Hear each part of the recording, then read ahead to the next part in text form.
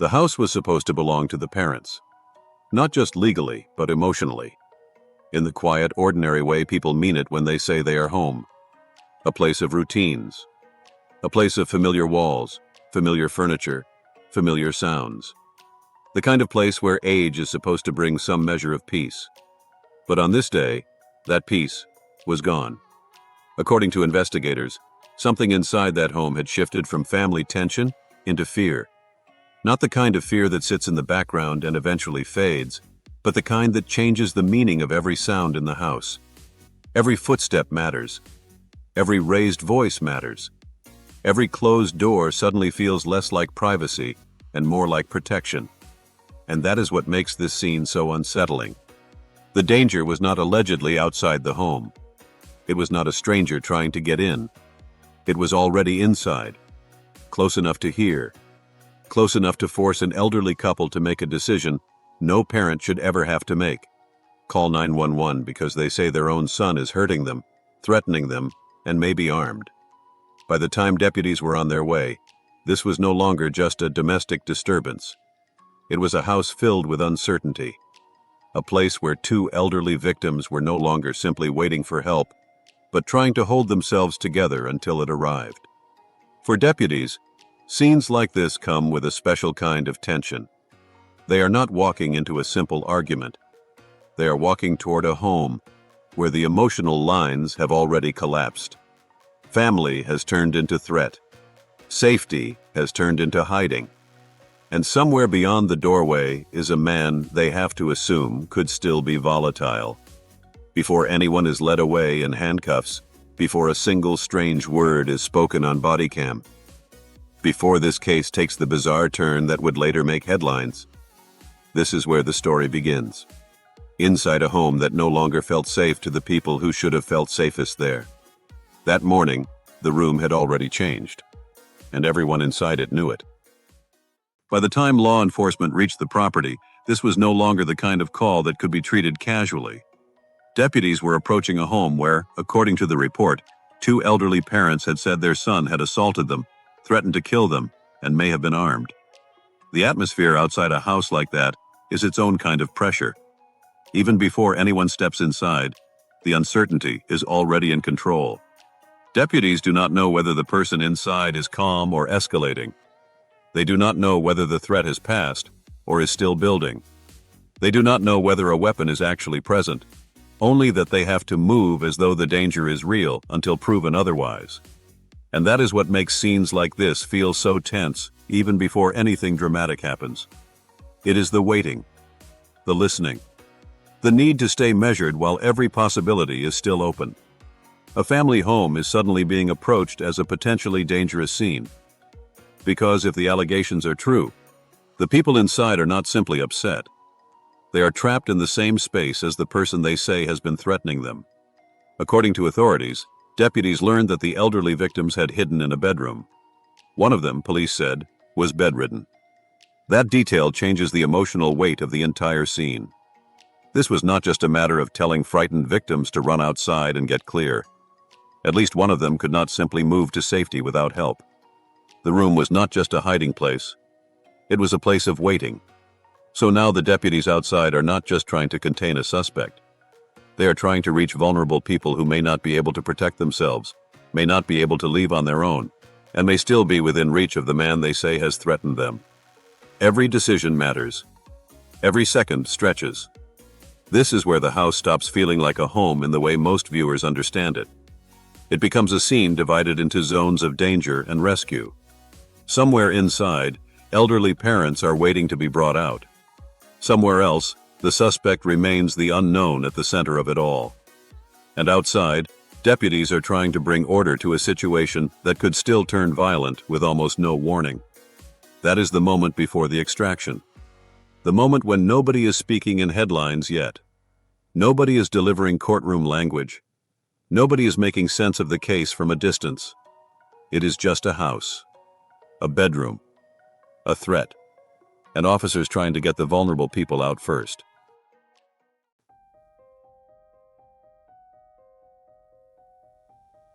At this point, the priority is no longer figuring out the whole story. It is getting the parents out. That alone tells the viewer how serious the scene had become. Before there is any long conversation with the suspect, before anyone starts sorting out competing accounts, deputies are focused on removal. Not resolution.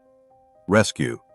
Because when elderly victims are reportedly hiding inside a house with a man they say has threatened them, the first objective is not to untangle every fact. It is to create distance between fear and the person accused of causing it. According to authorities, the couple had taken shelter in a bedroom. Try to picture what that likely felt like in real time. Not dramatic music, not television pacing, just the awful slowness of waiting in a locked or partially closed room, listening for voices outside, listening for movement in the house, not knowing exactly when help will reach you or what will happen first. For younger people, that kind of fear is destabilizing.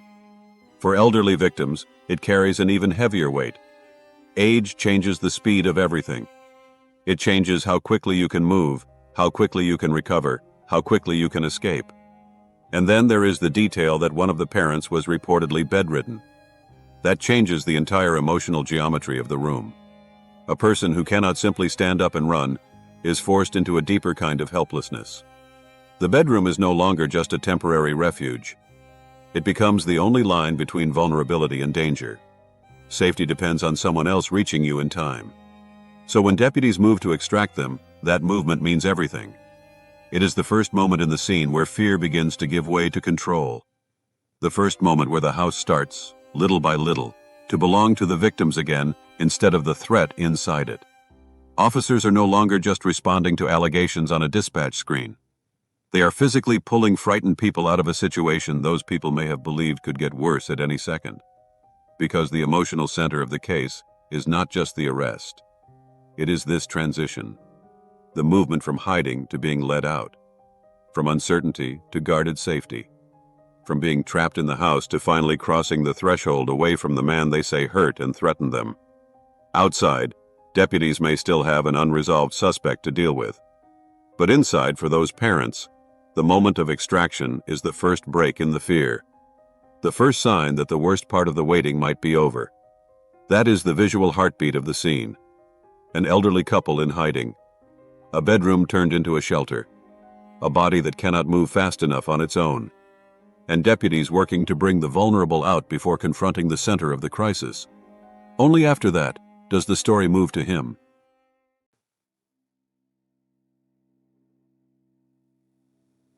Only after the parents were brought out did the focus shift fully to Kevin Cichowski. That sequence matters. It tells the viewer something before a single word is spoken by the suspect. Deputies were not treating this like a routine conversation at the front door. According to authorities, they were dealing first with frightened, elderly victims who needed to be removed from the house. Only then could attention turn to the man at the center of the call. And when that shift happens, the emotional current of the scene changes. Up to that point, the tension has been built around fear, vulnerability, and containment. Now it becomes something else. Now the viewer is waiting to see what kind of person emerges from the house and whether he matches the danger described by the people who had just been led out of it. This is where bodycam changes everything. A written report can tell you what happened. Bodycam lets you feel the awkwardness, the silence, the pacing, the strangeness of a moment as it unfolds in real time. It gives the viewer the human texture of the scene. And in this case, that texture takes an especially unusual turn.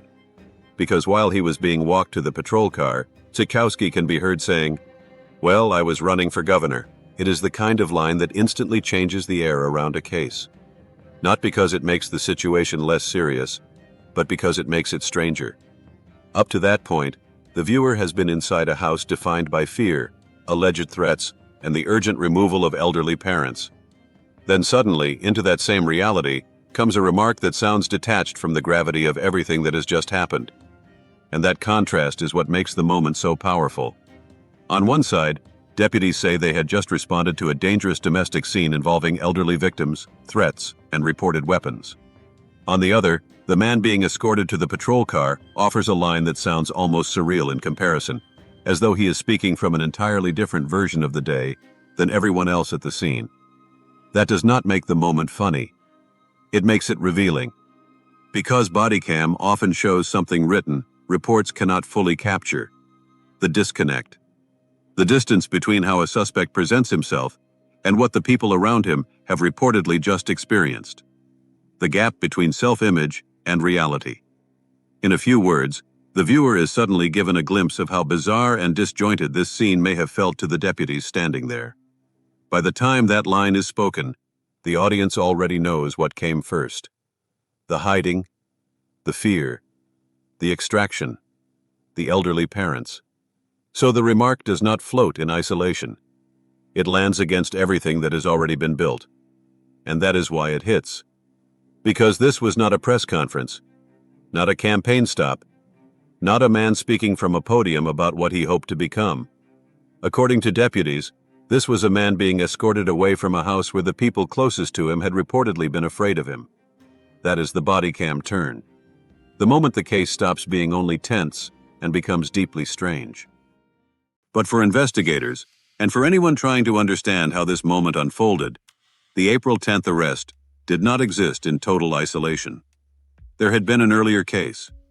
Back in September 2024, Cichowski had already been arrested in Flagler County in a separate domestic violence case involving his wife.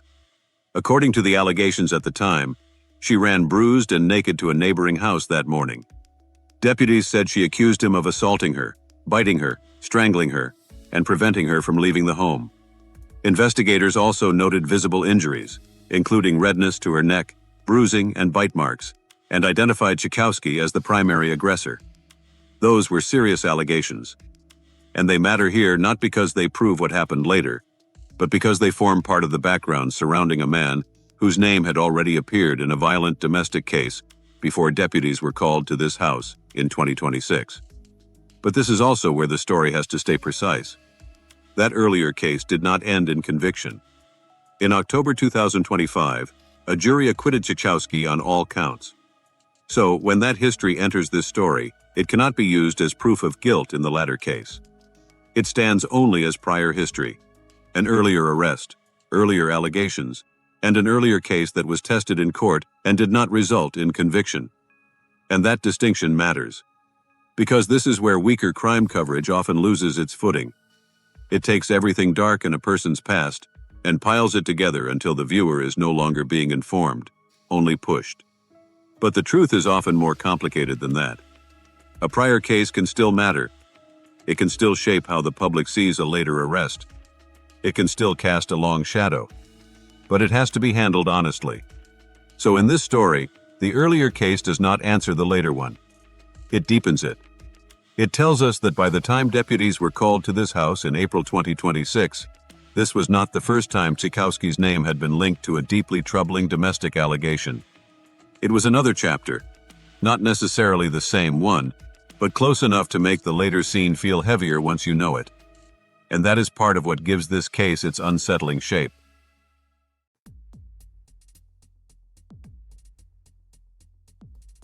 By the end of it, the strangest thing about the case may not have been the line itself. It may have been the distance between that line and the house it came from. Because by the time Kevin Cichowski said, "Well, I was running for governor," deputies say they had already pulled elderly parents from a home they no longer felt safe inside. Whatever image he may have had of himself in that moment, the scene around him was telling a harsher story. Not one of ambition, but of fear. Not one of public identity, but of private collapse. And that is what gives the case its lasting tension. On the surface, it contains a remark strange enough to grab a headline.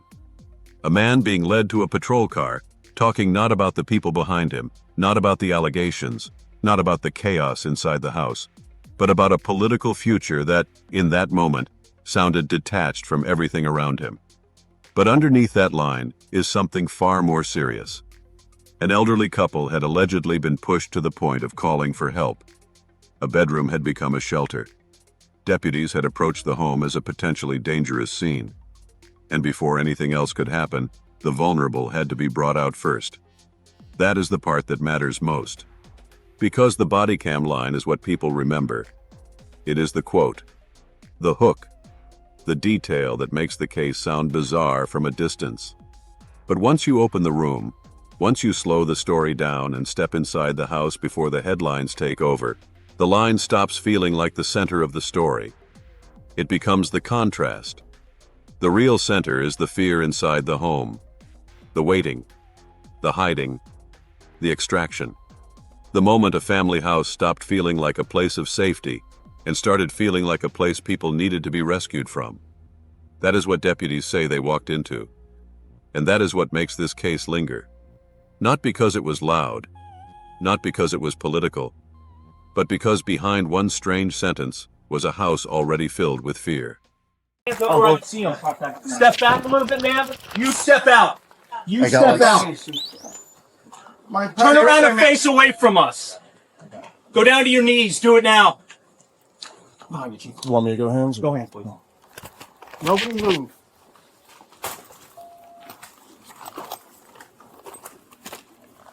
Just carrying that down now.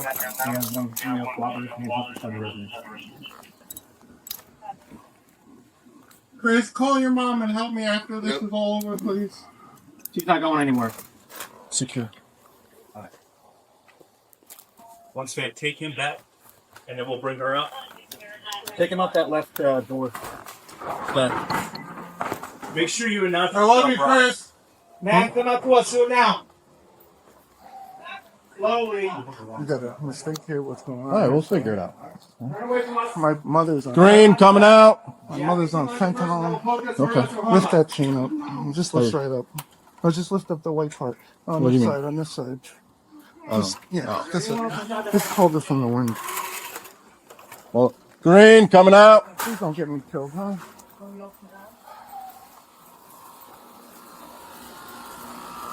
My parents are going through a mental All right, problem. we'll right get now. that all We need to figured talk out. about this right quickly. Green.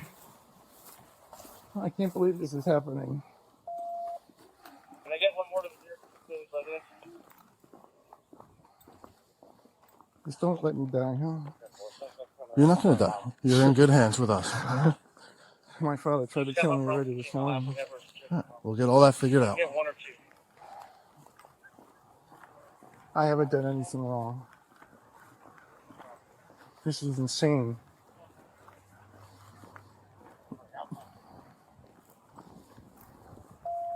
I haven't done anything wrong. All right, we'll get all that figured out.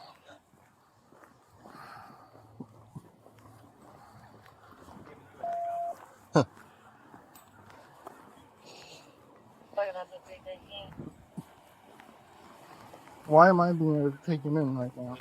You're just in handcuffs, all right? You're just being detained until we get this figured out. Okay. You're under arrest or anything at this moment. Okay. All right? Just stay in front of this car right here. Do you have anything on your hurt? No, I don't have anything on me. I just face the car, spread your feet apart. I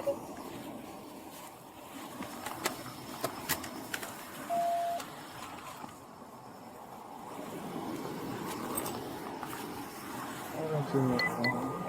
Sitting there having coffee. I'm just gonna a couple cars back. A couple. This is ridiculous. Honestly.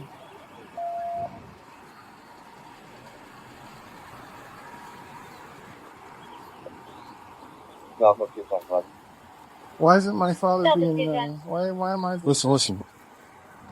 We're gonna get everything figured out, all right? I don't have all the answers right now. We just had to make contact with everybody involved, and we'll get all the answers after that, all right? You send the whole force here, huh?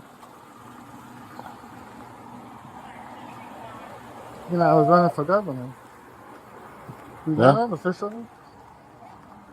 I just spoke to Naples last night. Okay.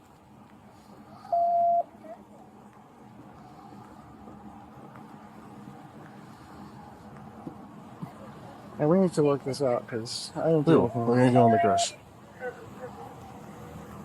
What are you doing with me?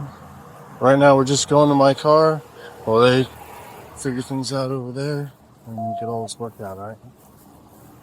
I don't have all the answers for you right now. Important thing was getting in contact with everybody. Now we did that. We can work on figure out what's going on.